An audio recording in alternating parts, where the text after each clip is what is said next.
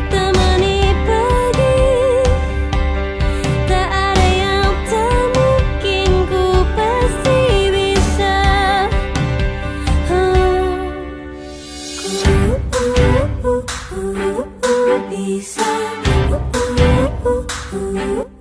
Kelas 6C. Cerdas, cermat, cemerlang, ceria, cerdik, cekatan.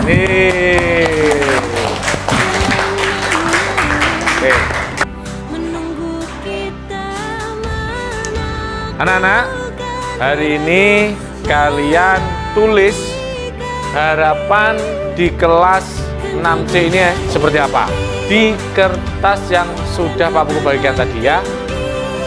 Harapanmu apa? Pak, saya harapannya kelas ini menjadi kelas yang nyaman. Tulis saja.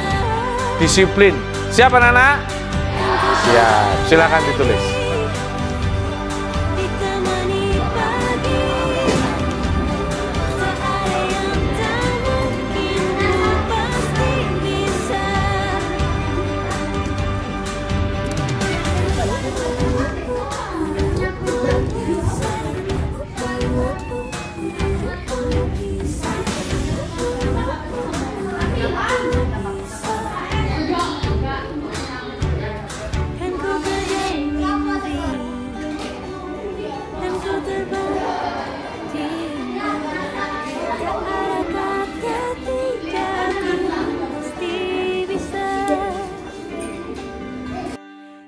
Nah, coba kita dengarkan harapan apa dari ketua kelas kita. Siapa ketua kelas kita? Iya, Rafa. Silakan dibaca.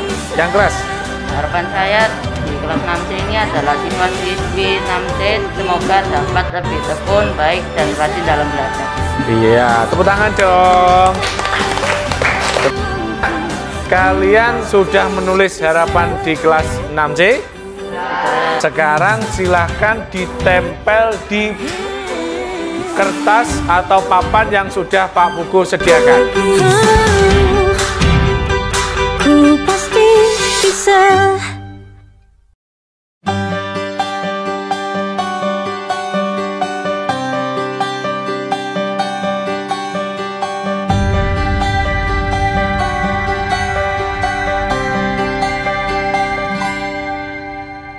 Andaikan aku bisa melayang jauh, berteman langit lepas. Terkadang kita lupa dunia ini tak akan selamanya menunggu kita menaklukkan ragu, beranikan diri. Kan ku kejar mimpi, kan ku terbang tinggi. Bacakan. Satu, tidak ya. Siswa-siswi 6C semoga dapat lebih tekun, baik, dan rajin dalam belajar. 2. Semoga dapat lulus dengan nilai yang baik dan masuk SMP favorit ya. Anak-anak kelas 6C bisa lebih tenang saat pelajaran ya. Kami ingin selalu rukun dan kompak agar terjadi pertemanan yang baik. Nah, itu harapan kita semuanya. Tepuk tangan dong. Nah, sekarang anak-anak, setelah membuat harapan, mari kita membuat keyakinan. Nah, kita jelas keyakinan ini mempunyai nilai-nilai kebajikan. Nilai-nilai kebajikan yang dari apa? Dari profil pelajar Pancasila. Apa saja itu profil pelajar Pancasila Yang pertama, beriman, bertakwa kepada Tuhan Yang Maha Esa dan berharap mulia. Yang kedua, mandiri. Yang ketiga, bergotong royong. Yang keempat, berkebinaian global. Yang kelima, bernalar kritis. Dan yang keenam, kreatif. Oke, tepuk tangan dong.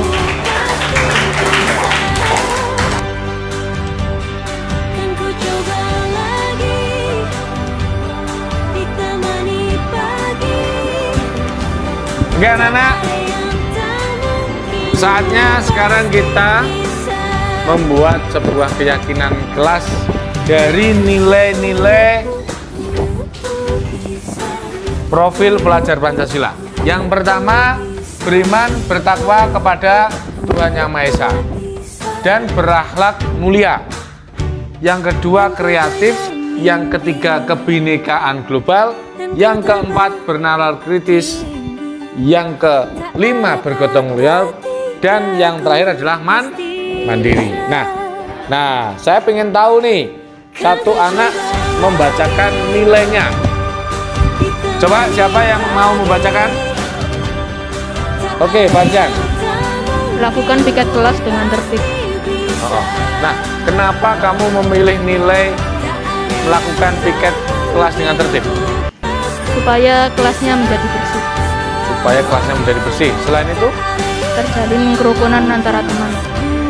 Antar teman terjalin kerukunan karena adanya kerjasama. Terus ada lagi? Siswa lebih bertanggung jawab. Oke, siswa lebih bertanggung jawab. Tepuk tangan dong. Nilai yang sudah dituliskan oleh Farzan. Ya, terima kasih. Ya. Nah, itulah nilai yang nanti kita sepakati dan dilaksanakan. Pastinya ya kan?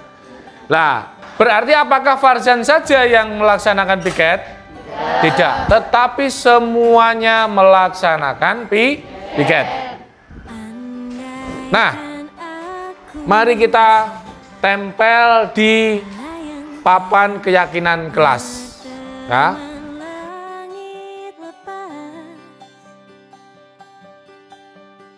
Terkadang kita lupa dunia ini tak akan selamanya menunggu kita menaklukkan ragu, beranikan diri. Kan ku kejar mimpi dan ku terbang tinggi, tak ada kata tidak ku. Anak-anak, ini sebuah keyakinan kelas yang semuanya itu dari kalian, dari kita semuanya sudah didiskusikan bahwa ini sebuah kesepakatan yang harus kita laksanakan bersama. Nah, supaya kalian lebih yakin bahwa ini benar, nilai-nilai ini benar dan harus dilaksanakan, maka kita beri tanda, yaitu tanda tangan.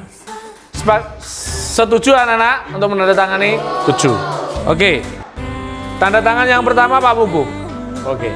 Nah, tanda tangan di sini semuanya ya. Oke. Menunggu kita menaklukkan ragu, beranikan diri.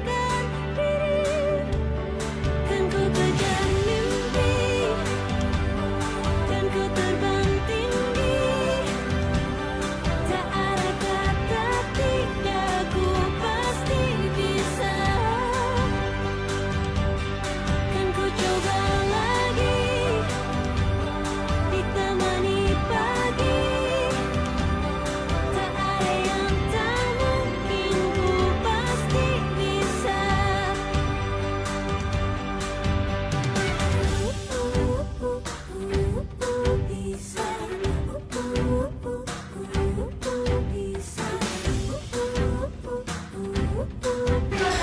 Oke. Tanda tangan sudah dibubuhkan semuanya di keyakinan kelas. Di sebelahnya juga ada harapan di kelas 6C. Keyakinan kelas dan harapan di kelas 6C ini sangat berhubungan ya. Kalau kamu bisa melaksanakan keyakinan kelas dengan benar, dengan baik, maka kamu nanti akan mendapatkan apa yang menjadikan harapanmu dan kamu tuliskan di sini. Tepuk tangan untuk kelas 6C.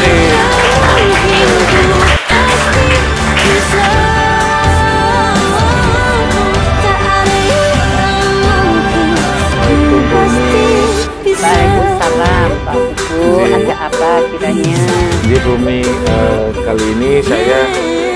mungkin ini berkaitan dengan pendidikan guru penggerak, saya akan melakukan aksi nyata 1.4 segitu.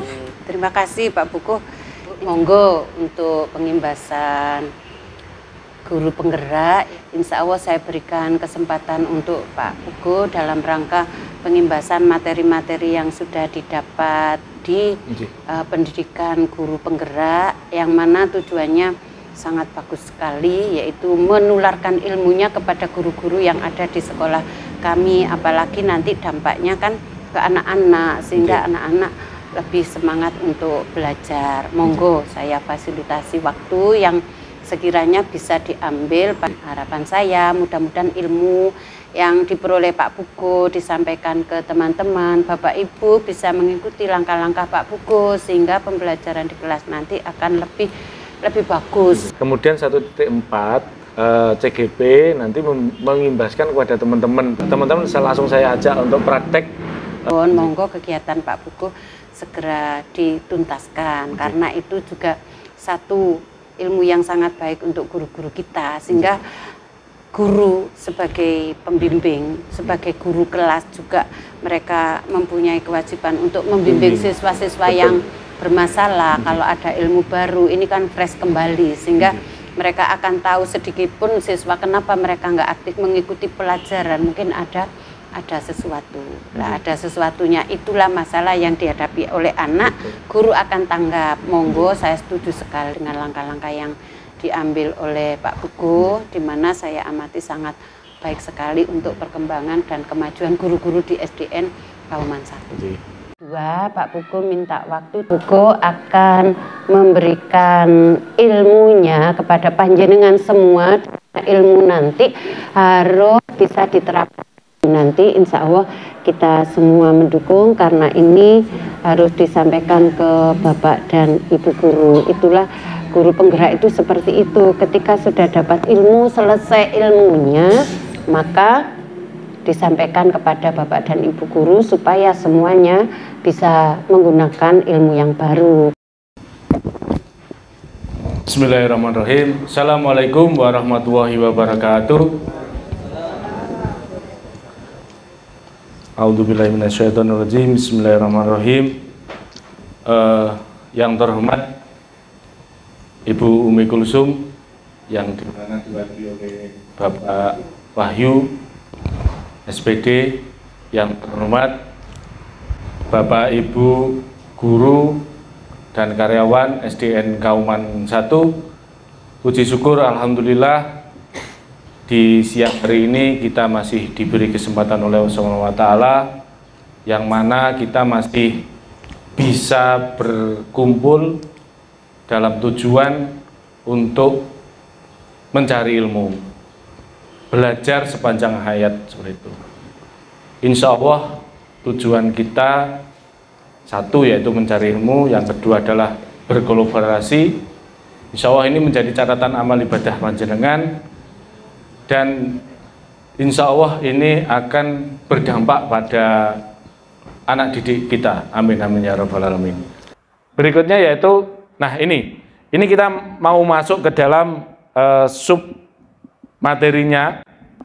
Kalau lihat di sini ada gambar anak yang sedang hormat, kan begitu ya. Hormatnya tapi kayaknya hormat yang ya opo ngono ya. Kalau saya sudah ya melepas kayak gini, melihat seperti ini, setelah belajar di pendidikan guru penggerak itu banyak hal yang wah tidak sesuai begitu dengan filosofi dari KHD. Perhatikan di sini ada anak yang sedang dihukum gitu. Pertanyaan pemantiknya, apakah hukuman dapat mendisiplinkan anak? Itu yang pertama. Yang kedua, pemberian hukuman dengan hal positif seperti membaca atau membersihkan halaman sekolah dapat meningkatkan disiplin anak. Apakah seperti itu? Yang ketiga, apakah memberi penghargaan dapat meningkatkan motivasi belajar anak? Ini sekali lagi usaha saya untuk merefleksi ini secara pribadi, usaha saya untuk merefleksi apakah sudah benar ya saya di dalam kelas itu seperti itu. Memberikan hukuman, memberikan penghargaan seperti itu. Ini apakah suatu bisa mendisiplinkan anak. Nah, ini nanti kedepannya seperti itu. Berikutnya, ini yang kita pelajari. Ada yang pertama perubahan paradigma belajar, yang kedua disiplin positif, yang ketiga kebutuhan dasar manusia, yang keempat motivasi perilaku manusia, yang kelima restitusi. Restitusi ada 5 posisi kontrol guru untuk siswa. Yang keenam ada restitusi tentang segitiga restitusi yang sudah saya praktekkan dengan anak-anak di kelas 6. Dan yang ketujuh ada keyakinan kelas. Ini nanti yang kita pelajari di seminar kali ini. Perubahan paradigma belajar. Oke Bapak Ibu, sebelum memulai tentang materi, coba Bapak Ibu bisa berpasang-pasangan. Yang satu A, yang satunya B, berpasangan. Monggo dipraktekkan ya. Bu Cinta bisa ambil gambarnya ya. Ayo Pak Wahyu, di depan Pak Wahyu sama Pak Andri. Pak Wahyu sama Pak Andri. Oke, yang lainnya bisa menirukan nggih. Nah, ini kita bermain dulu nggih, bermain dulu. Sebelum kita yang serius kita bermain dulu. Bapak Ibu coba berpasang-pasangan, nanti yang satu genap, yang A genap, yang B ganjil, begitu ya. Ini apa namanya? Satunya ganjil, satunya genap, gitu. Oke, dua-dua nggih, sampun nggih. Nanti kalau saya bilang ganjil, bilangan ganjil, maka yang bagian ganjil berarti langsung nangkep tangannya temennya. Jadi tangannya seperti ini, ya, tangannya semuanya seperti ini, ya.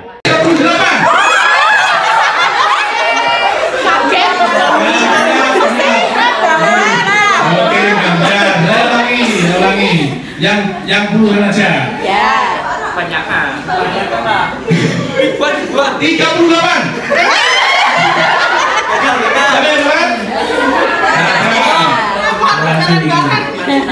Satu. Bagus. Oke, lagi satu kali lagi. 1000.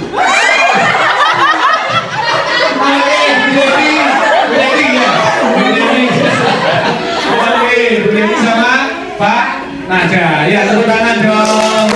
Alhamdulillah, ya. Oke. 3.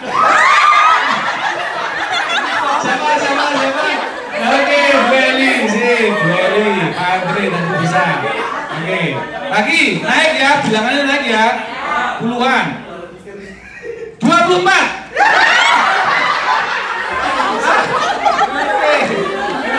Siapa yang dapat? Baca, oh baris ya. Naik lagi. Oke, lagi.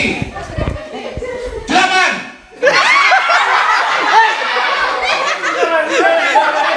Genap apa sak? Genap apa makane segenap iki. Lagi. Oke. 3. Tenek Mas. Siapa? 238. 38. Gagal. Siapa yang depan? Nggak ada. 1. Oke, Pak. Bagus. Oke, lagi satu kali lagi. 1000. Bu Devi ya, Bu Devi. Oke, Bu Devi sama Pak Nada, ya tepuk tangan dong. Alhamdulillah. Ya. Sekarang saya pengen satu aja, Bu Devi, dari Bu Devi. refleksi Apa ya yang didapat dari permainan ini? Mungkin ada tip-tip atau strateginya biar menang permainan. Monggo. Ya konsentrasi memang. Betul. Betul Pak Usman ya, tak betulkan. Fokus. Ya. Iya. Ya siap-siap. Siap-siap. Oke. Ya. Konsentrasi, fokus, siap-siap. Oke. Pendengaran harus tajam. Pendengaran harus tajam. Iya. Terima kasih. Tepuk tangan dong untuk Bu Devi. Terima kasih. Satu lagi Bapak Ibu, mungkin ada yang mau mengungkapkan, ada Satu strategi lagi. Nah, masing-masing dari panjenengan Kritis. itu kan harus mengingat-ingat apa? Angkanya. Angka yang paling belakang 34. Jadi genap. Iya kan? Jadi langsung cepet. Itu. Nek wis padha ngene nek. Nah, itu yang perlu dipertanyakan ya kan. sama-sama gini semuanya gitu. Nah, itulah strategi kita bagaimana di dalam dinamika kelompok, ada strateginya Bapak Ibu. Jadi kita ada target, ada pekerjaan, target, maka strateginya seperti apa. Oke, tetap pasangan ganjil genap. Kita simulasikan. Sekarang yang ganjil tadi Bapak Ibu, ganjil, tulis sesuatu yang sangat berharga. Yang ganjil, tulis. Iya, yang ganjil. Yang ganjil. Bu Agil sama Bu Vera silakan maju ke depan. Maju ke depan, ayo. Pak Kasro, mic-nya untuk berarti yang merayu Bu Agil.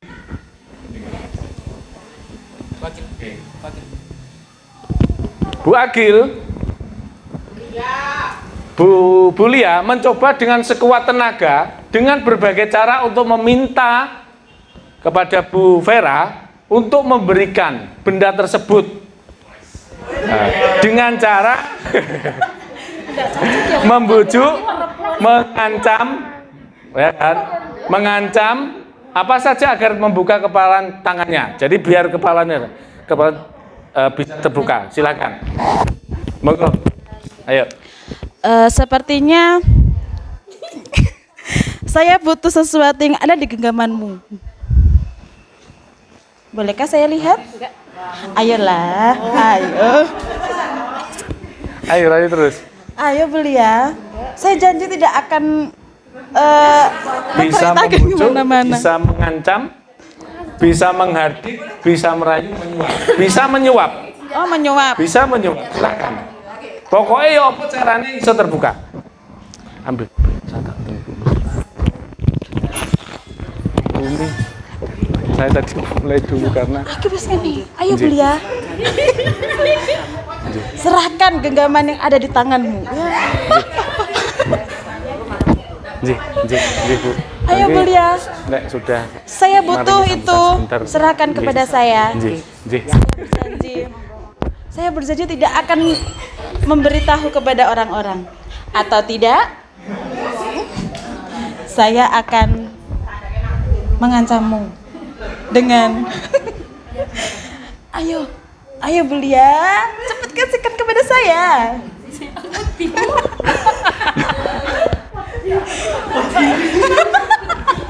Oke, dapat.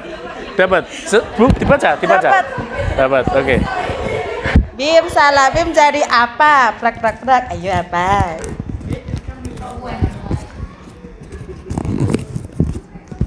Wah, kasih sayang ternyata. Dia dapat kasih sayang. Iya, berarti dalam dirinya itu adalah kasih sayang. Iya. Oke. Tadi bagaimana cara Anda untuk mendapatkan kertas ini? Awalnya saya merayu, Pak. Oke. Saya merayu.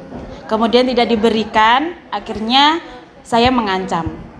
Tetapi saya mengancamnya bukan semena-mena. Saya mengancamnya juga secara halus, Pak. Iya.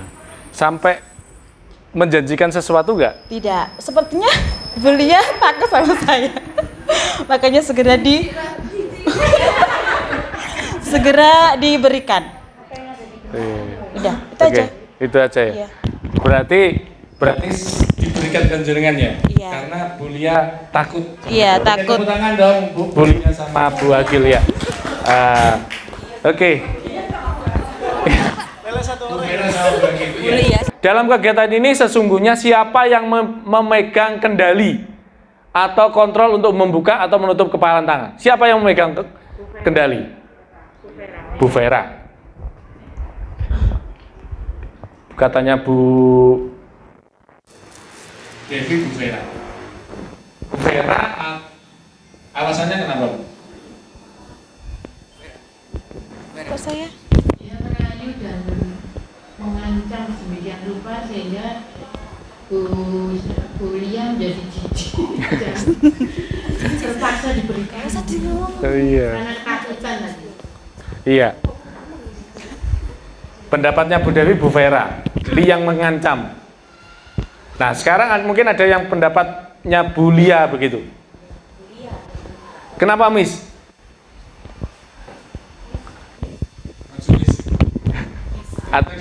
Ya, sini aja. Monggo. Sesungguhnya yang memegang kontrol di situ adalah Bu Lia, karena dia yang berhak memutuskan apa yang akan dia lakukan terhadap si A ini tadi atau Bu Vera. Kalau dia sebagai pemegang kontrol, dia memutuskan mau memberikan, maka dia akan memuaskan yang A. Nah, dia akan menang, ya kan? Tetapi kalau Bu Lia bersikuku, aku adalah pengendali di sini. Aku tidak akan memberikan barang yang dia minta. Nah, dia bisa membuat suasana menjadi berpihak kepada pihak B, yaitu Bu Lia. Iya. Oke. Tepuk tangan dong untuk Bu Devi sama Bu. Kemudian jawaban kita terhadap pertanyaan tadi, yang pertama dan kedua bervariasi antara yang bersedia membuka dan yang tetap bertahan menutup kepalan tangannya. Pertanyaan ketiga, siapakah yang sesungguhnya memegang kontrol? Ini yang pertanyaan tadi ya. Yang menutup kepalan tangan atau yang berusaha dengan segala cara? Jawabannya tentu kita sendiri. Jawabannya adalah kita sendiri yang memegang kontrol atas kepalan tangan kita. Apakah kita membuka atau menutup kepalan tangan kita itu bergantung pada dirinya sendiri. Iya, jadi kontrolnya itu diri sendiri. Yang megang tadi, iki tak buka apa ora? Gitu. Iku walaupun ngancem wis aku gak buka, wis gak moh gitu. Ayo melok aku, engko ning nggone pasar tak belikan bakso. Ndak. Wis tak belikan es juse sama. Ndak.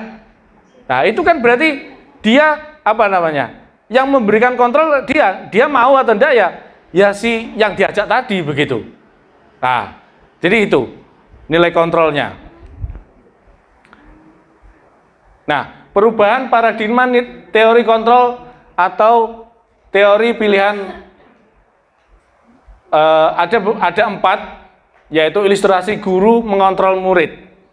Ya, kita itu kayak kan kalau sudah masuk ke dalam SD Kauman 1, masuk ke kelas kita masing-masing, itu kan seolah kita mengontrol, begitu Bapak Ibu. Kita harus bisa mengontrol anak-anak. Nah, ini ada paradigma teori kontrol. Yang pertama adalah ilustrasi guru mengontrol murid. Pada dasarnya kita tidak dapat memaksa murid untuk berbuat sesuatu jikalau murid tersebut memilih untuk tidak melakukannya. Benar atau tidak, Bapak Ibu? Benar. Walaupun tampaknya guru sedang mengontrol perilaku murid. Hal demikian terjadi karena murid sedang mengizinkan dirinya untuk dikontrol. Jadi Bu Lia tadi ya wes nyoh. Nah, itu berarti kan apa? Dia mengizinkan, ya kan? Mengizinkan. Nah, ayo anak-anak, kita sekarang baris di depan begitu. Yang rapi ya, anak-anak mau. Nah, itu berarti dia mengizinkan begitu. Teori kontrol menyatakan bahwa semua perilaku memiliki tujuan, bahkan terhadap perilaku yang tidak disukai. Yang kedua, ilusi bahwa semua penguatan positif efektif dan bermanfaat. Penguatan positif atau bujukan adalah bentuk-bentuk kontrol. Segala usaha untuk mempengaruhi murid agar mengulangi suatu perilaku tertentu adalah suatu usaha untuk mengontrol murid tersebut. Dalam jangka waktu tertentu, kemungkinan murid tersebut akan menyadarinya dan mencoba untuk menolak bujukan kita, atau bisa jadi murid tersebut menjadi tergantung pada pendapat sang guru untuk berusaha. Jadi kalau mereka sudah tahu, wah iki Pak Agus iki ngongkon aku nyuruh saya untuk baris ini. Waduh, muridnya kok pas kena seperti Zaidan itu dulu. Lama-lama dia akan kalau nggak ada Pak Agus menghindar dia, kan begitu. Karena kontrol saya adalah Pak Agus gitu. Nah, itu. Jadi ini menurut Dr. William Glasser tentang teori kontrol. Yang ketiga, ilusi bahwa kritik dan membuat orang merasa bersalah dapat menguatkan karakter. Wis tore, jangan rame saja, kamu nggak kasihan Pak Pugu, Pak Pugu wis capek-capek ngajar kalian. Apa yang terjadi pada murid kita? Merasa bersalah gitu. Waduh, Pak Pugu kesel gitu. Ayo wis, epok-epok, pura-pura mengerjakan. Nah, menggunakan kritik dan saran bersalah untuk mengontrol murid menuju pada identitas gagal, mereka belajar untuk merasa buruk tentang diri mereka sendiri. Itu, waduh aku tukang rame, aku tukang terlambat ini. Itu. Mereka belajar untuk merasa buruk tentang diri mereka. Mereka mengembangkan dialog diri yang negatif. Jadi menyangka dirinya itu, waduh, saya ini anak yang terlambat. Dengan kita kadang-kadang ya itu tadi, waduh, ojo rame aja, aku wis kesel. Utawa kamu sudah setiap hari terlambat, kamu gak kasihan orang tuamu, begitu. Nah, itu berarti apa namanya membuat orang merasa bersalah. Yang keempat, mohon maaf, ilusi bahwa orang dewasa memiliki hak untuk memaksa. Koyo-koyo lek awake dadi guru, iku iso memaksa anak-anak. Banyak orang dewasa yang percaya bahwa mereka memiliki tanggung jawab untuk membuat murid berbuat hal-hal tertentu. Apapun yang dilakukan dapat diterima selama ada sebuah kemajuan berdasarkan sebuah pengukuran kinerja. Pada saat itu pula, orang dewasa akan menyadari bahwa perilaku memaksa tidak akan efektif untuk jangka waktu yang panjang. Dan sebuah hubungan permusuhan akan terbentuk. Ini teori ilusi, seolah-olah kan begitu ya. Saya itu bisa ngontrol mereka begitu. Nah, tapi ternyata jangka panjangnya itu tidak baik. Nah, nanti seperti apa ke depannya? Oke.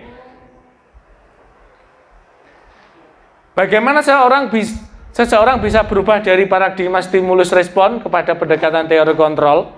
Tadi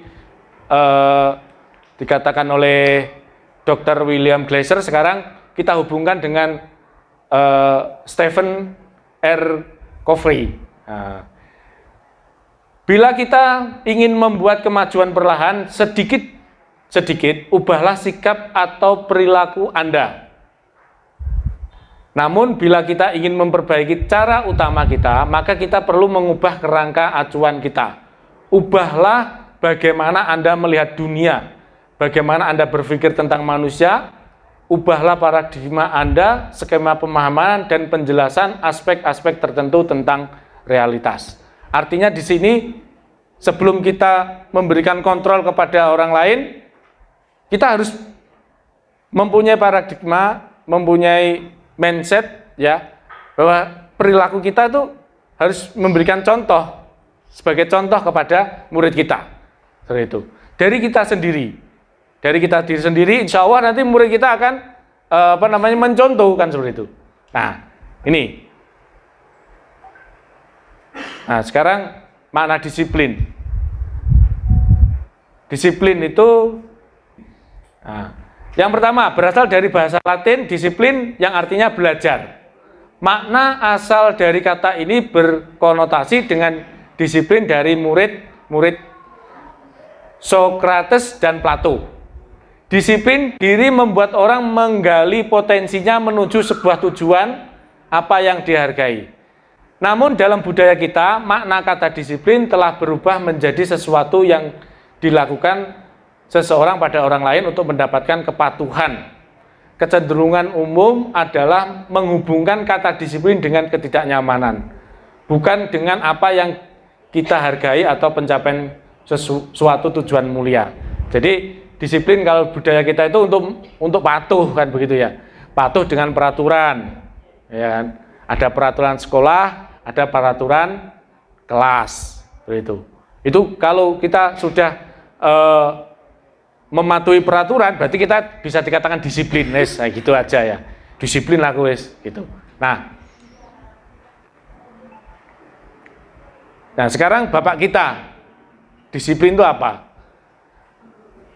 Di mana ada kemerdekaan, disitulah harus ada disiplin yang kuat. Sungguh pun disiplin itu bersifat self disiplin. Mohon maaf. Yaitu kita sendiri yang mewajibkan kita dengan sekeras-kerasnya. Tetap ini, yaitu kita mewajibkan kita dengan sekeras-kerasnya. Tetapi itu sama saja. Sebab jikalau kita tidak cakap melakukan self-disiplin, wajiblah penguasaan lain mendisiplinkan diri kita. Dan peraturan demikian itulah harus ada di dalam suasana yang merdeka. Jadi kita harus diri sendiri. Kebutuhan kita itu kalau pagi misalkan bangun untuk sholat subuh tepat waktu di musola atau di masjid. Setelah itu mandi, sarapan, dan tepat waktu juga datang ke sekolah, disiplin untuk diri kita.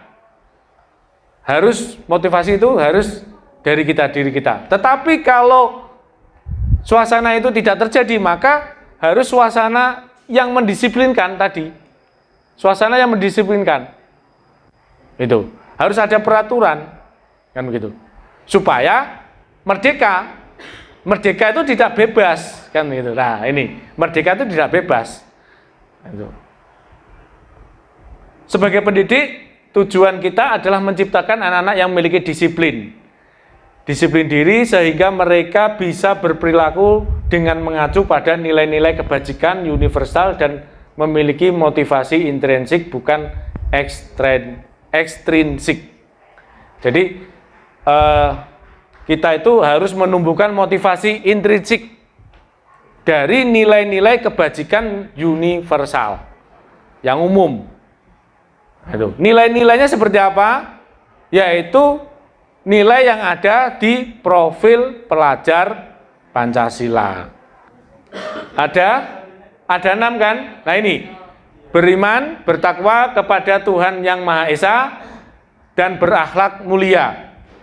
Mandiri, bernalar kritis, berkebinekaan global, bergotong royong. Maaf, tadi berkolaborasi, ya itu bergotong royong ya. Terus kreatif. Nah, ini adalah nilai-nilai kebajikan universal yang harus kita tanamkan kepada anak peserta didik kita.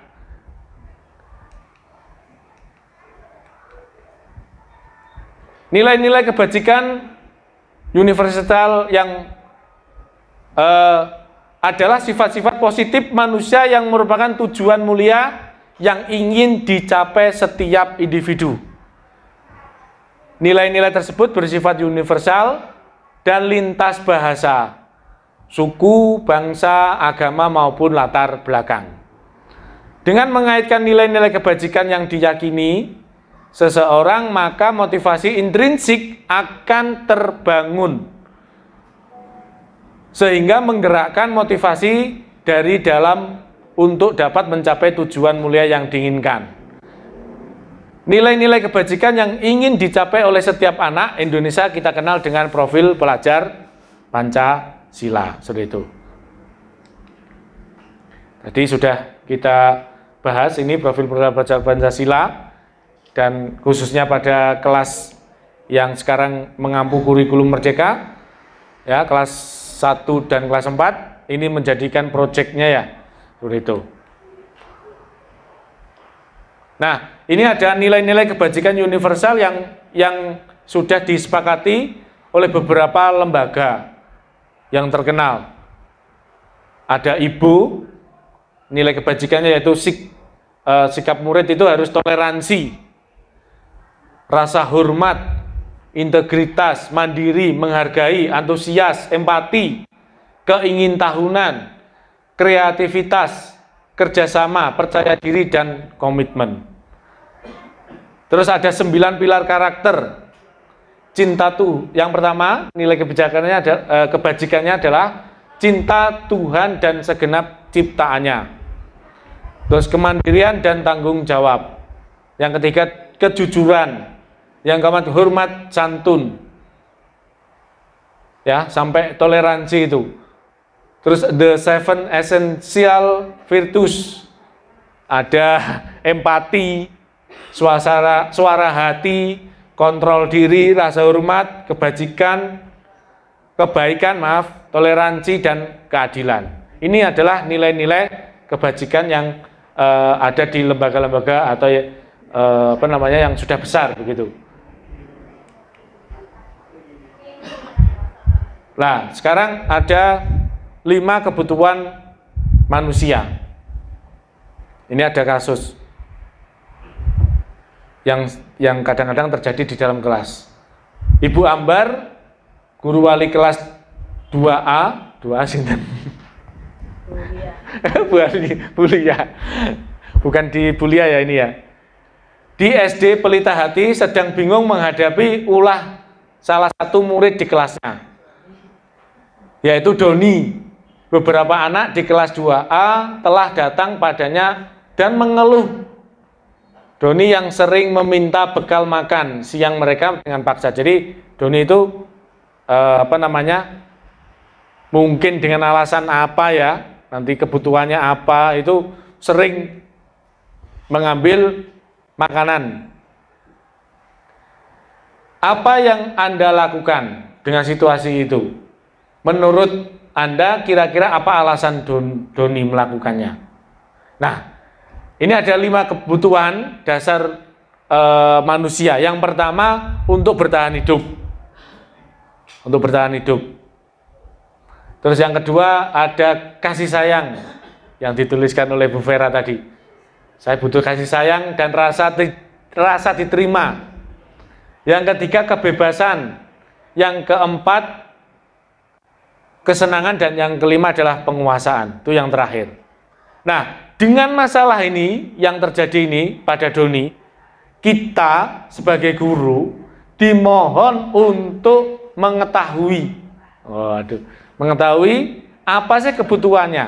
Jadi kalau ada masalah itu langsung jangan menjudge, oh kamu itu suka mencuri, tanpa kita mencari tahu pada alasannya anak itu begitu. Nah, kita harus tahu kebutuhannya, di kebutuhan yang mana begitu. Apakah bertahan hidup? Semisal anak itu tidak diberi bekal oleh ibunya, dia tidak sarapan dan tidak dibawa bekal, ya kan? Kalau dia tidak makan, maka dia bisa sakit, semaput atau pingsan seperti itu.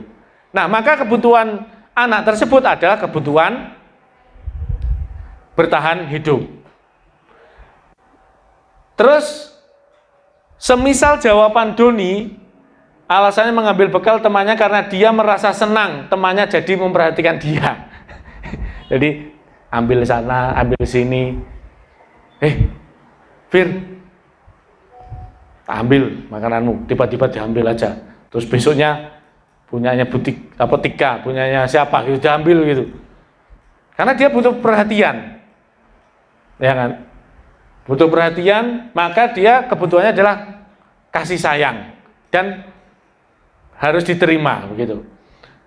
Terus ada kebutuhan penguasaan. Apabila jawaban Doni adalah dia merasa hebat, kalau saya mengambil punyanya Agus, ya kan, ini Agus itu orang yang paling kuat sama Andre ini, misalkan, tak ambil wis, tak jajal, ya opo itu. Kelangan bingung porai di prank kan begitu ya, sepatunya didelikno atau apa. Nah itu saya mengingatkan. Nah, berarti itu apa? Kebutuhan penguasaan. Aku lek iso ngerjain anak-anak ini, berarti saya bisa berkuasa ini, kan begitu. Nah ini. Terus kebebasan. Apabila Doni dalam kasus di atas adalah bahwa dia merasa bosan dengan makanan. Wah, ngene-ngene tok ibu ile apa memberikan bekal. Mosok kayak pingin tempe aja begitu. Bu, yo besok McD begitu. Saya ngambil gitu. Padahal dia sudah diberi bekal. Nah, maka ini kebutuhannya yaitu kebutuhan kebebasan. Wais.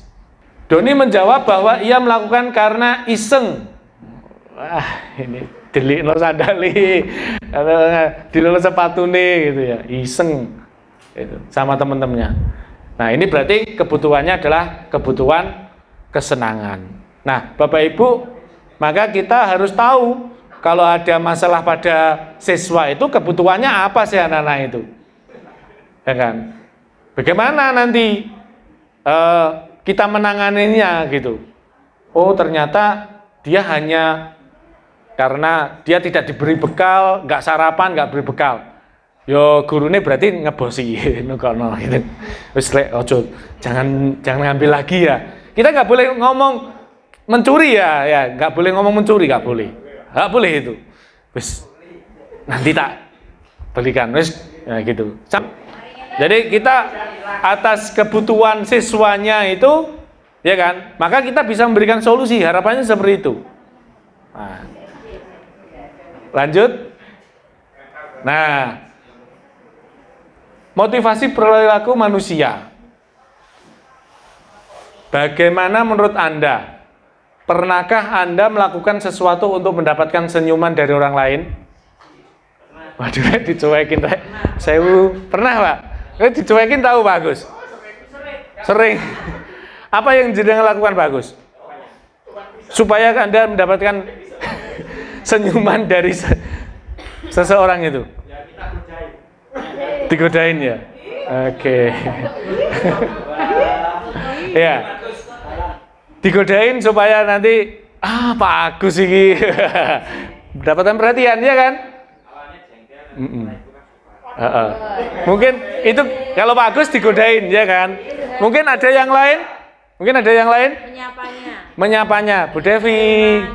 Nah, saya sering lewat di hadapan Bu Devi itu, ya, lewat kelasnya itu Bu Devi sambil senyum gitu ya, supaya saya itu mendapatkan perhatian sama Bu Devi. Kelambiku anyar rek, sepatuku anyar, tak lewat Bu Devi gitu. Wah, Bu Devi kan akhirnya keluar tuh ya kan, waduh, kelambinya anyar yo, pasti kan ngoten ya Bu Devi ge.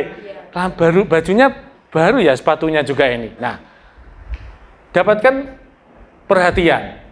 Kita pernah untuk mendapatkan hadiah apalagi, waduh, ini kompetisi, ini lomba, dapatkan hadiah begitu. Nah, atau untuk mendapatkan uang, wah ini jelas terdapat pada kita semuanya ya. Apalagi kira-kira alasan orang untuk melakukan sesuatu. Nah, banyak sekali alasannya untuk mendapatkan sesuatu. Yang pertama, jawabannya yang pertama, untuk menghindari ketidaknyamanan atau hukuman. Apa yang akan terjadi apabila saya tidak melakukannya? Begitu. Jadi saya bertegur sapa sama Bu Devi supaya saya tidak dikatakan sombong. Nggih Bu Devi. Salah satu motivasi saya mungkin seperti itu. Kan seperti itu. Nah, yang kedua untuk mendapatkan imbalan dari orang lain atau institusi. Apa yang akan saya dapatkan apabila saya melakukannya? Mesti dapatkan pujian, berikan reward, ya kan? Kenaikan pangkat, seperti itu. Begitupun anak-anak di sekolah, gitu. Mereka melakukan sesuatu untuk mendapatkan imbalan. Anak-anak nanti yang mendapatkan 100, saya akan beri bintang. Mana Pak? Saya berikan permen. Aduh. Saya berikan apa lagi ya? Uang, begitu ya. Terus untuk menghargai diri sendiri. Nah, ini yang ketiga. Untuk menghargai diri sendiri. Saya akan menjadi orang yang seperti apa bila saya melakukannya. Wah, iki sudah aku dulu sudah dipeseni sama bapak, sama ibu, sombelek ketemu koncomu, ketemu sama tetanggamu, ketemu dengan temanmu, apalagi kamu jadi guru, harus ramah, tertanam itu, celem itu. Jadi udah ketemu orang, Bu Devi gitu. Bu, monggo kula mundurin, Bu. Ini berarti motivasi itu dari dirinya sendiri. Bukan karena ancaman kita, bukan karena hardikan kita, atau sebuah hadiah dari kita. Begitu. Nah, ini juga yang sering terjadi, dihukum oleh penghargaan. Bapak Ibu, ini sangat penting. Penghargaan tidak efektif.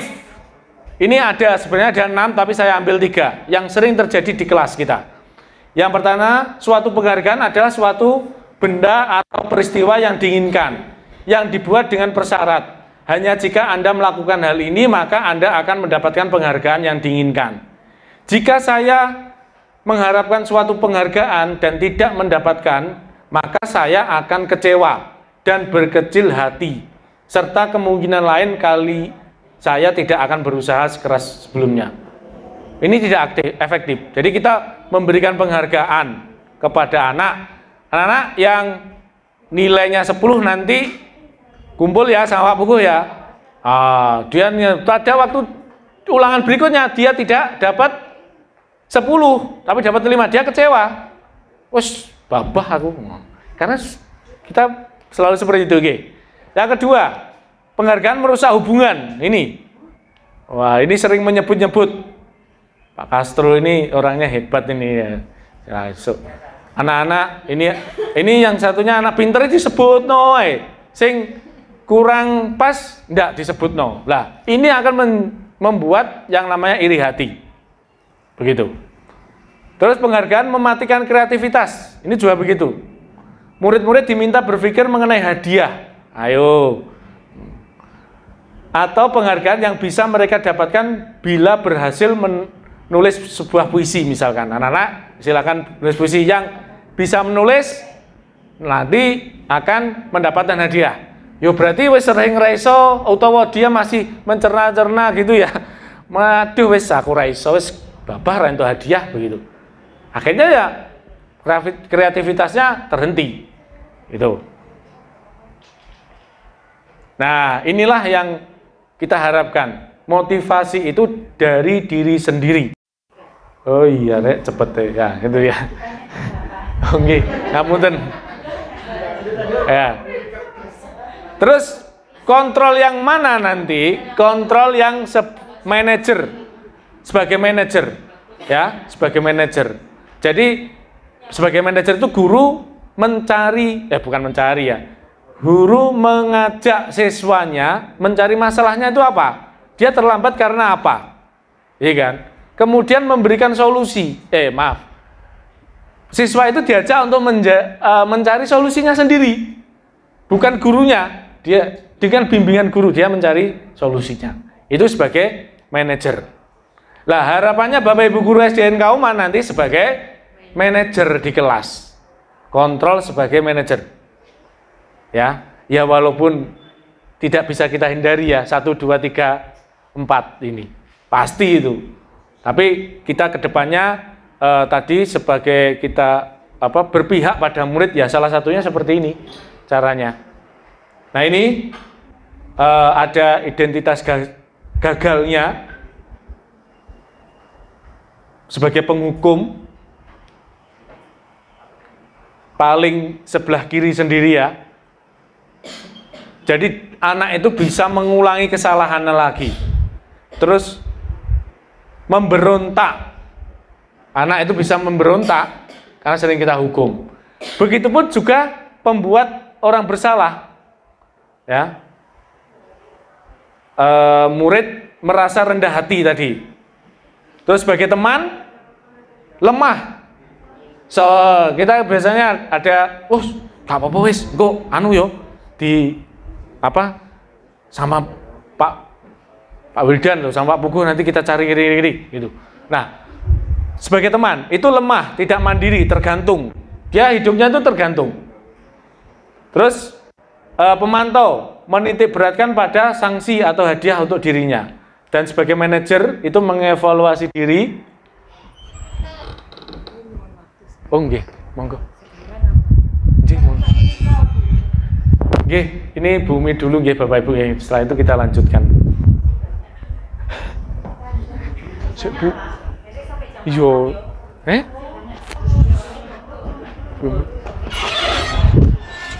Sampai selesaikan atau saya? Ibu mawon soalnya kan Ibu repot ngoten sih. Ini tanggal 31. Oh nggih Bu, Ibu mawon kan. Monggo nggih.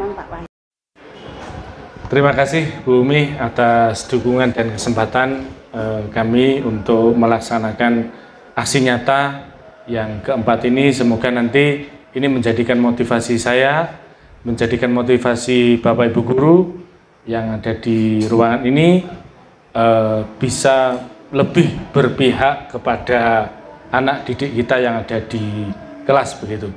Baik Bapak Ibu, ada yang terakhir yang harus saya sampaikan di sini, intinya adalah di segitiga restitusi. Di segitiga restitusi ada 3 langkah. Yang pertama ada validasi tindakan yang salah. Yang kedua ada menstabilkan identitas, dan yang ketiga adalah menanyakan keyakinan seperti itu.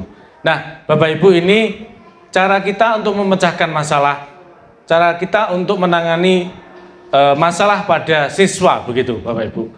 Seperti halnya video yang sudah saya bagikan, insya Allah nanti Bu Imi saya izin lagi yang kedua, mungkin beberapa dari guru yang nanti dia akan ditunjuk oleh Bu Umi, kita bersama untuk membuat restitusi segitiga ini begitu. Nah, seperti apa isinya?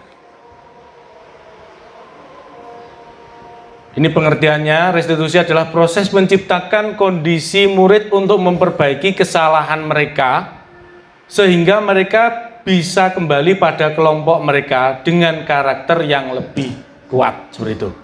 Restitusi juga merupakan proses kolaboratif yang mengajarkan murid untuk mencari solusi dari masalah mereka sendiri dan membantu murid berpikir tentang orang seperti apa yang mereka ingin menjadi tujuan mereka. Ini yang jelas atas bimbingan dari kita nanti seperti itu. Langkah-langkahnya, yang pertama adalah menstabilkan identitas. Yang kedua, validasi tindakan yang salah. Yang ketiga adalah menanyakan keyakinan seperti itu. Jadi Bapak Ibu, nanti ada 2 hal yang harus kita buat. Yang pertama adalah membuat keyakinan kelas dari nilai-nilai kebajikan yang sudah kita kenal tadi.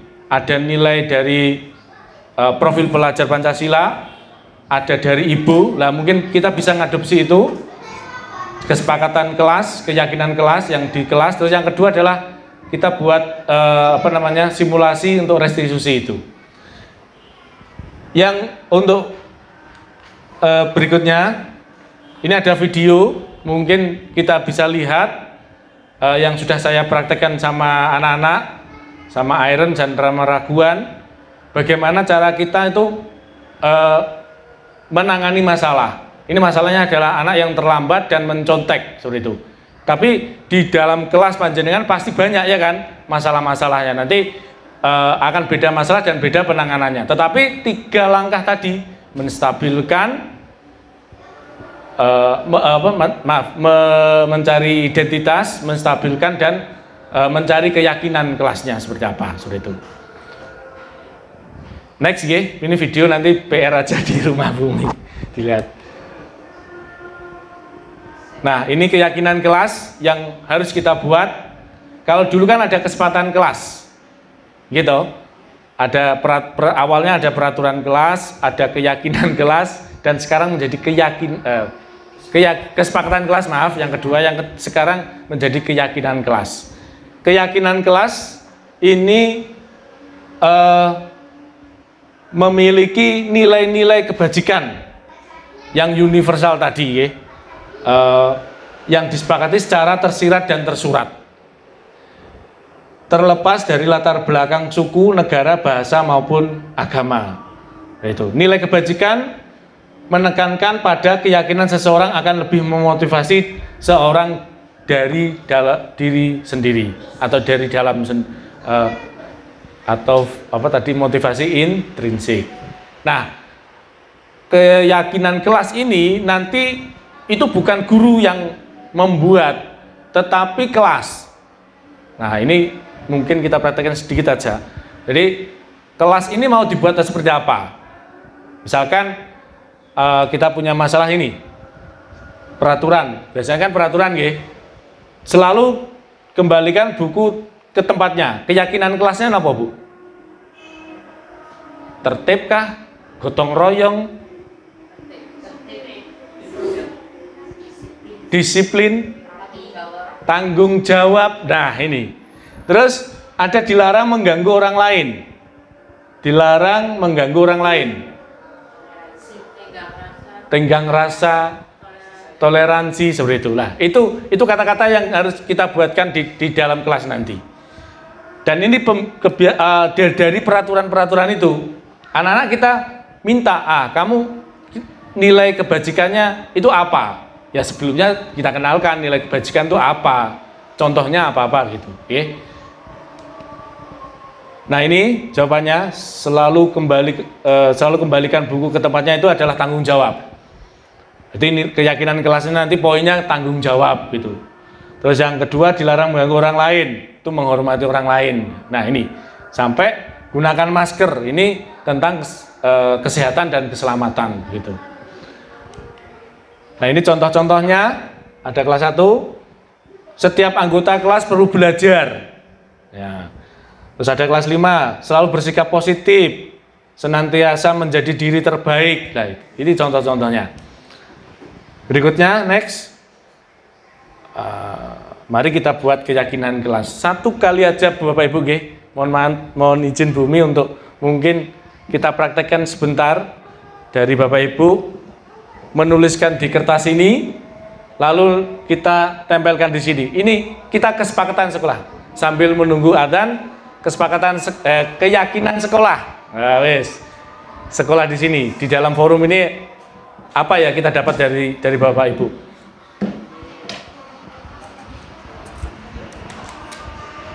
Oke.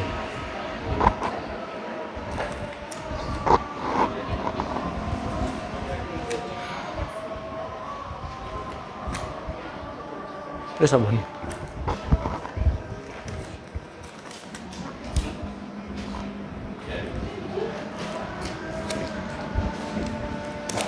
Tulis Bapak Ibu keyakinan kelas. Keyakinannya.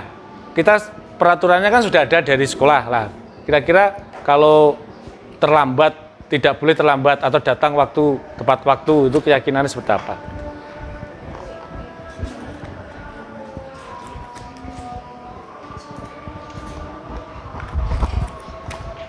Mister?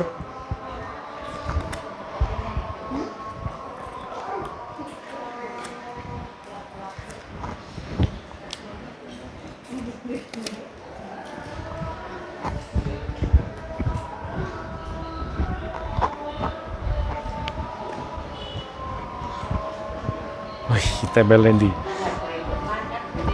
Boleh, Bu. Boleh. Ibu ini. Ini saya. Nggih.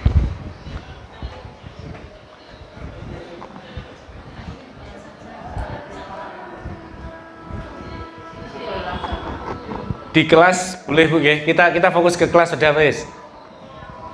Kita melihat dulu nilai kebajikan yang tadi sudah.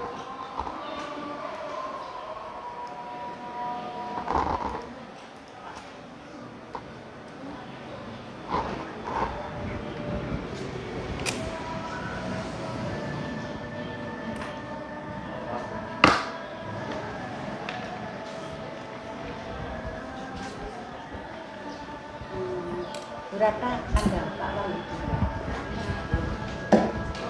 Tak belis berarti Pak. Ji. Bu. Bu Cinta. Oke, Bu. Kamu mau bumi tempel. Mau bumi nempel gitu. Mau bumi nempel, pas nempel Cak Bos. Monggo Bapak Ibu yang sudah bisa nempelkan di depan.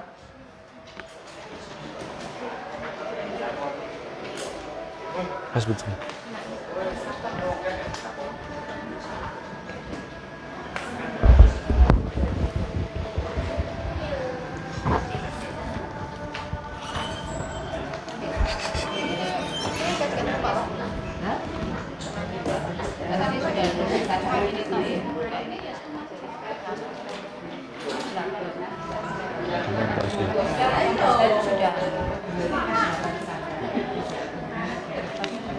Ini masalahnya adalah anak yang terlambat dan mencontek seperti itu. Tapi di dalam kelas panjenengan pasti banyak ya kan masalah-masalahnya. Nanti akan beda masalah dan beda penanganannya. Tetapi 3 langkah tadi menstabilkan, mencari identitas, menstabilkan dan mencari keyakinan kelasnya seperti apa seperti itu. Next game, ini video nanti PR aja di rumah. Nah, ini keyakinan kelas yang harus kita buat. Kalau dulu kan ada kesepakatan kelas, gitu. Ada awalnya ada peraturan kelas, ada keyakinan kelas, dan sekarang menjadi kesepakatan kelas. Maaf, yang kedua yang sekarang menjadi keyakinan kelas. Keyakinan kelas ini memiliki nilai-nilai kebajikan yang universal tadi ya.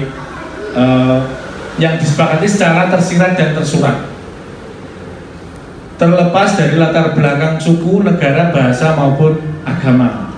Itu nilai kebajikan menekankan pada keyakinan seseorang akan lebih memotivasi seorang dari dalam diri sendiri atau dari dalam atau apa tadi, motivasi intrinsik.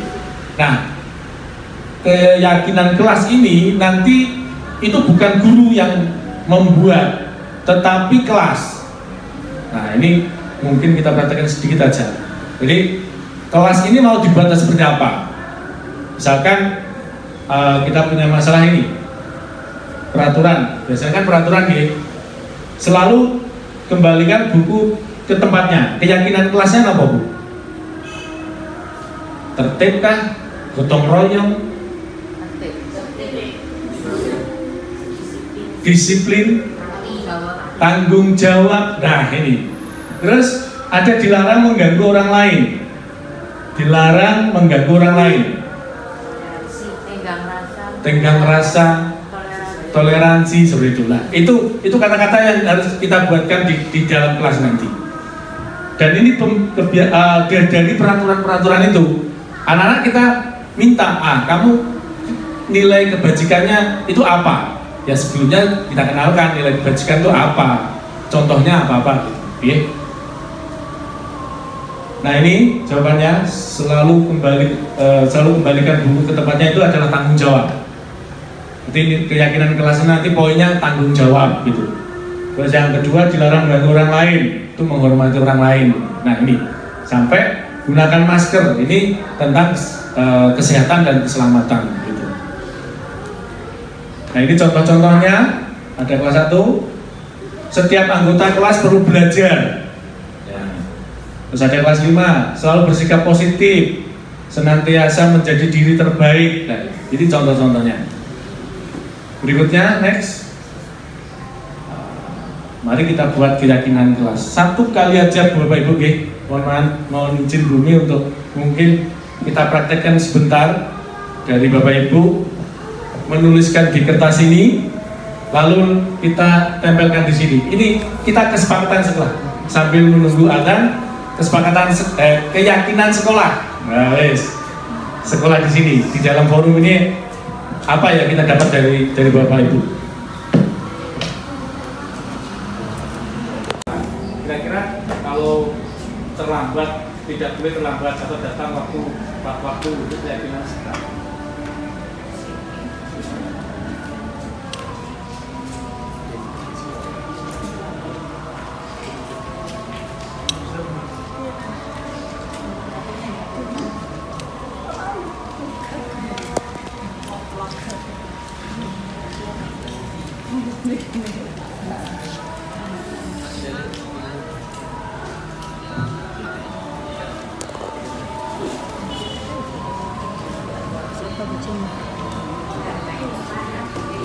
Di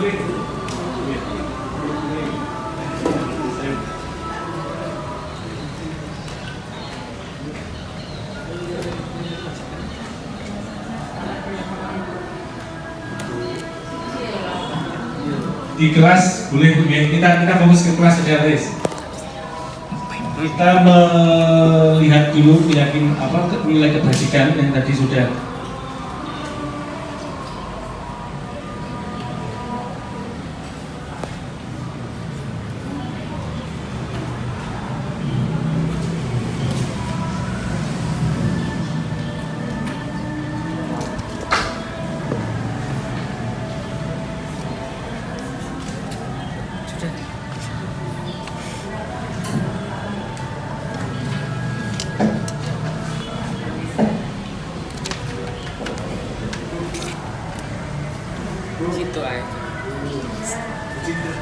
Bucin.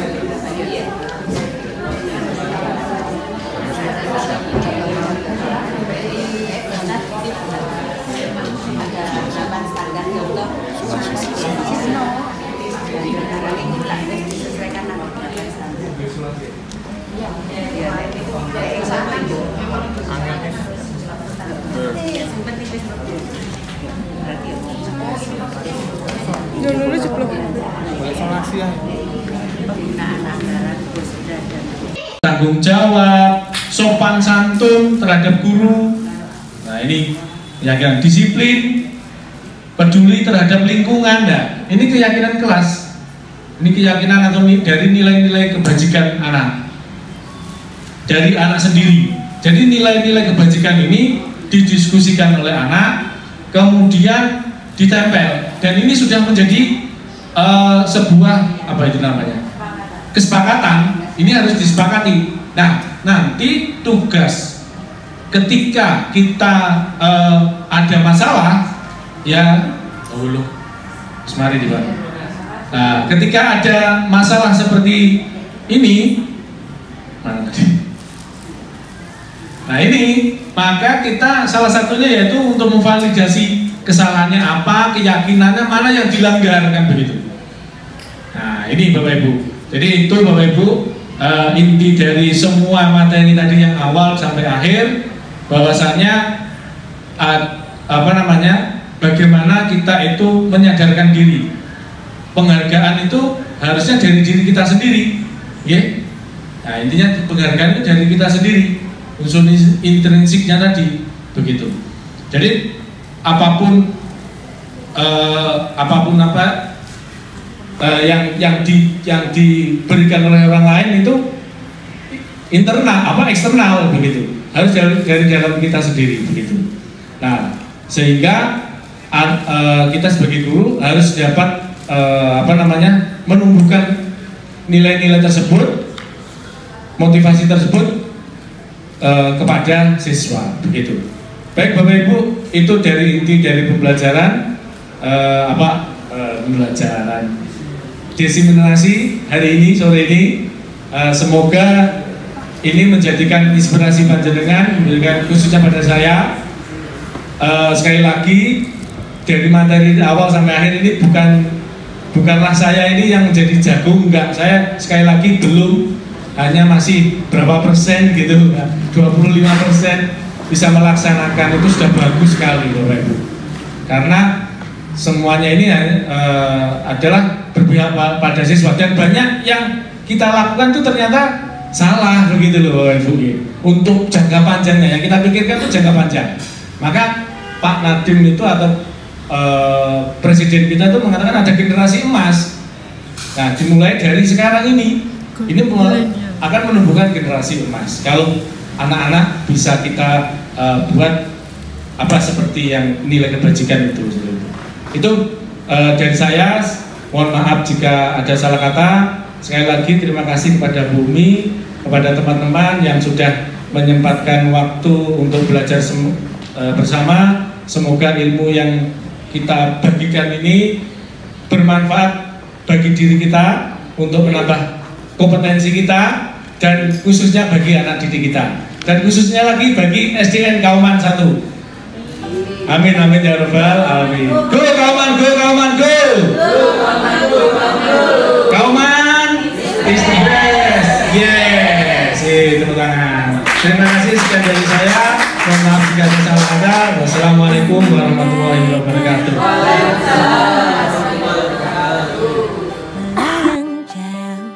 Berteman langit lepas, terkadang kita lupa dunia ini tak akan selamanya menunggu kita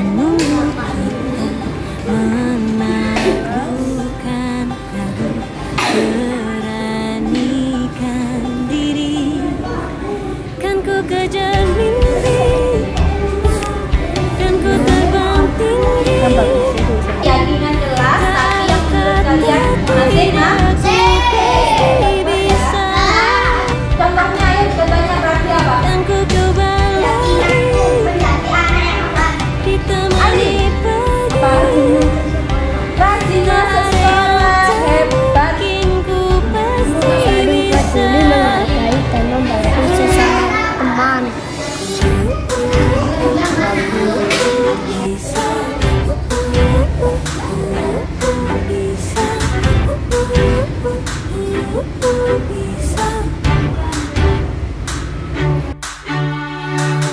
Terkadang kita lupa dunia ini tak akan selamanya menunggu kita menaklukkan ragu, beranikan diri. Kan ku kejar mimpi, kan ku terbang tinggi. Tak ada kata tidak, ku pasti bisa. Kan ku coba lagi ditemani pagi. Tak ada yang tak mungkin, ku pasti bisa.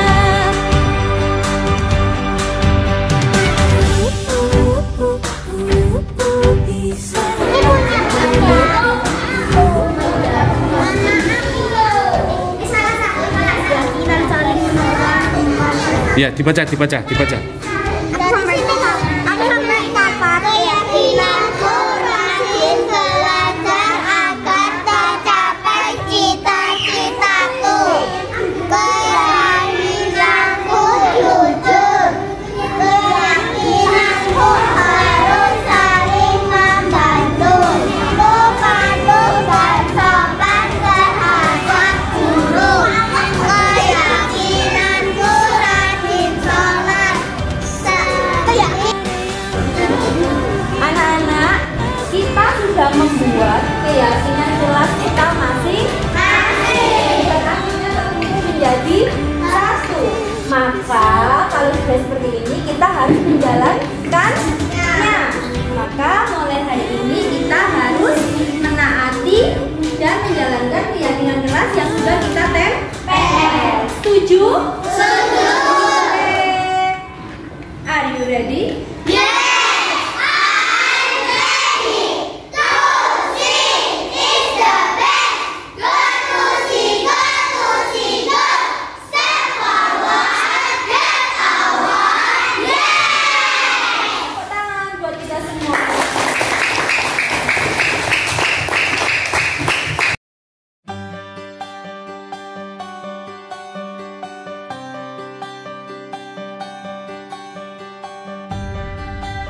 Bismillahirrahmanirrahim. Assalamualaikum warahmatullahi wabarakatuh.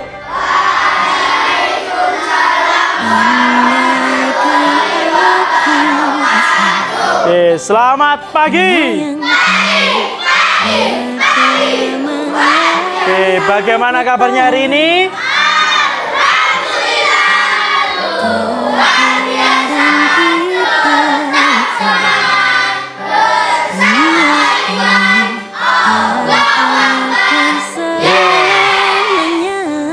Tepuk semangat.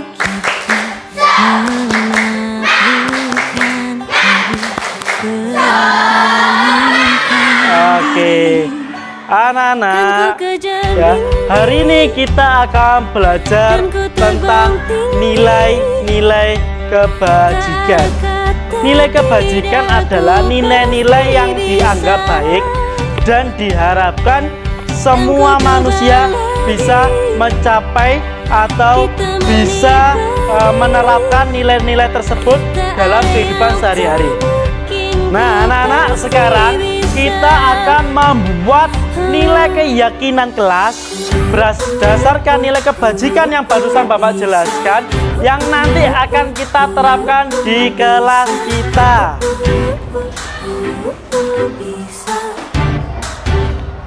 Nilai kebajikan atau keyakinannya yang kalian tulis berdasarkan nilai profil pelajar Pancasila yang sudah dijelaskan ya anak-anak.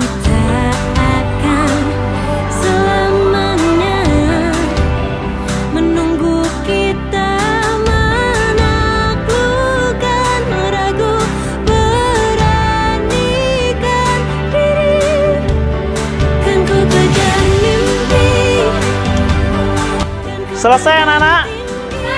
Oke, nah setelah kalian tulis, sekarang kalian tempelkan pada papan keyakinan kelas. Silakan dimulai dari Alika serta deretan Alika.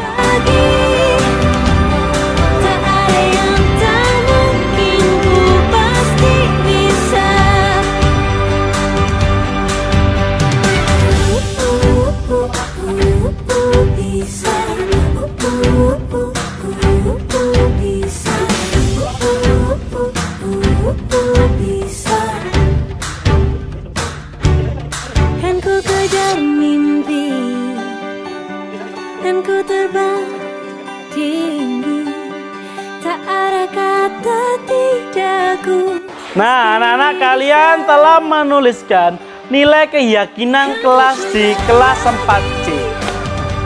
Nanti nilai yang sudah kalian tulis dan sudah ditempel, kita sepakat untuk melaksanakannya bersama-sama. Setuju?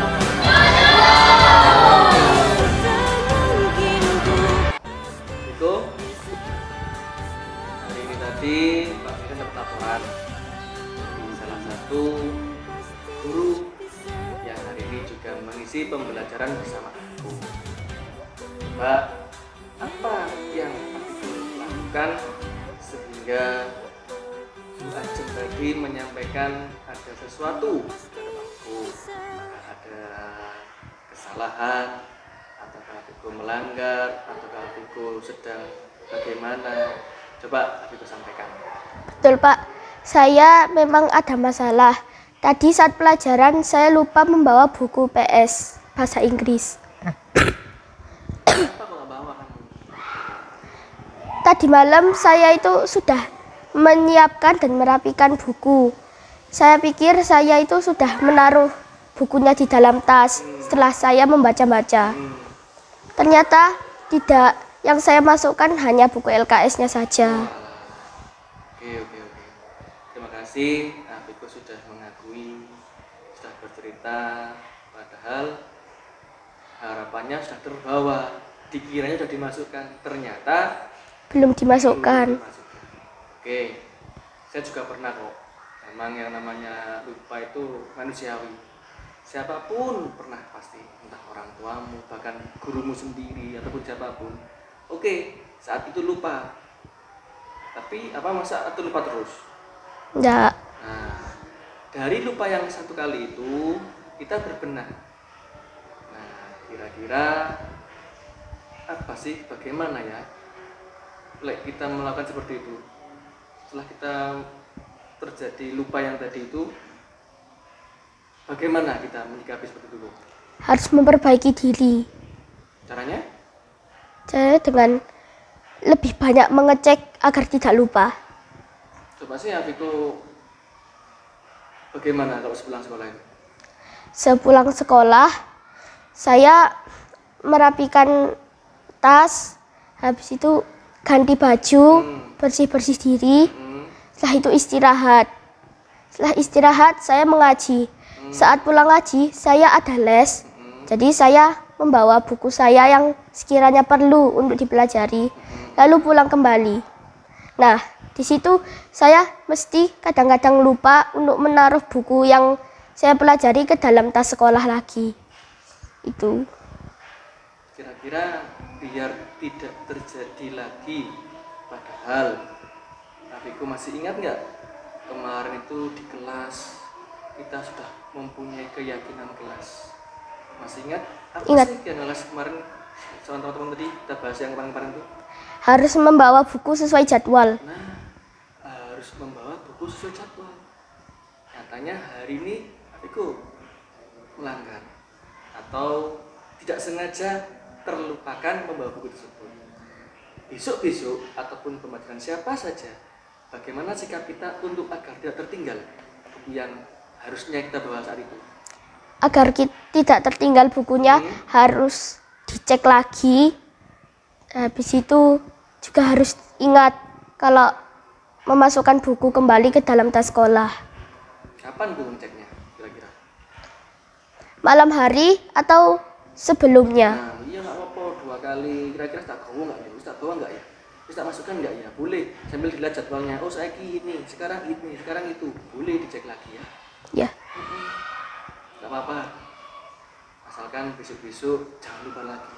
Kalau lupa-lupa terus ya, siapa yang kira-kira dirugikan? Saya rugi? Diri sendiri rugi. Siapa? Diri sendiri yang rugi. Afiku apa Pak Wildan? Saya. Nah, kenapa kok ruginya? Karena lupa membawa buku. Apa yang terjadi ketika kamu lupa membawa buku di kelas? Akhirnya ya harus pakai buku lain atau pinjam kertas. Kira-kira nyaman nggak belajar yang Nggak nyaman. merasa bagaimana ketika kamu nggak sesuatu yang nggak harusnya nggak terbawa itu ketika belajar di kelas? Wah, kecewa Pak.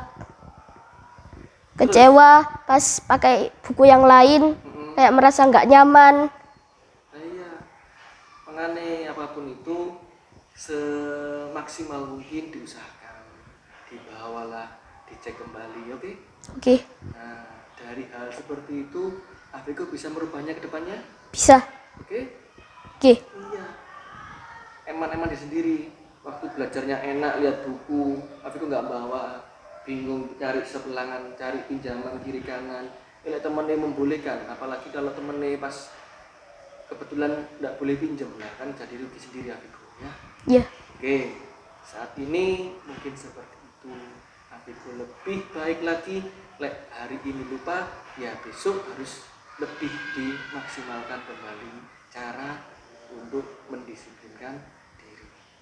Oke, dari hal-hal seperti ini kira-kira Afiku apa nilai kebajikan apa yang Afiku dapatkan setelah kejadian Afiku lupa membawa pelajaran hari ini? Harus disiplin. Bisa kan? Bisa. Disiplin mulai dari pulang ngaji, udah bagus ngaji juga di rumah, terus belajar malamnya, dicek kembali. Oke, semakin Afiku disiplin, Afiku akan bagaimana nantinya? Akan menjadi lebih baik dari sebelumnya. Iya, mau? Mau. Iya, mau sukses ya? Ya. Oke, seperti itu. Mungkin Afiku harus lebih baik dengan cara mendisiplinkan Diri. Bisa ya? Siap, bisa. Oke, alhamdulillah. Setelah saya mengikuti seminar budaya positif yang disampaikan oleh Bapak Pugo, saya membuat keyakinan kelas bersama anak-anak di dalam kelas. Menurut saya keyakinan kelas membuat anak-anak lebih patuh, semangat untuk belajar. Dengan nilai keyakinan kelas yang telah dibuat di kelas 4C, harapan saya anak-anak bisa menjadi lebih bertanggung jawab dan lebih disiplin lagi dalam menerapkan nilai-nilai keyakinan yang kita sepakati bersama.